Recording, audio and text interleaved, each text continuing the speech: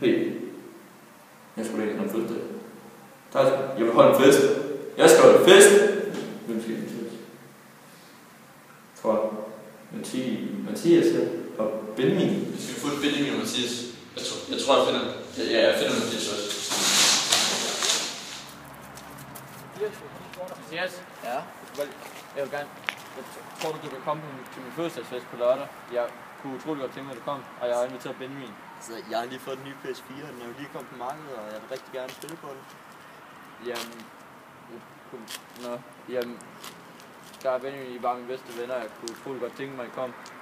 Men hvis PS4 er vigtigt for dig, så ja. Er du sikker? Ja. Benjamin? Ja?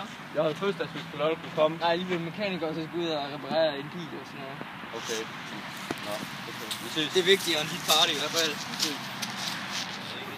Jeg elsker hun mig. Hey! Jeg elsker hun mig. Hey! Hvad? Kom til min fest på lørdag. Du går? Okay.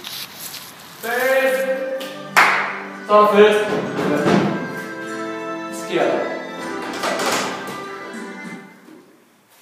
Nej, det er ikke den der teknologi. Hej.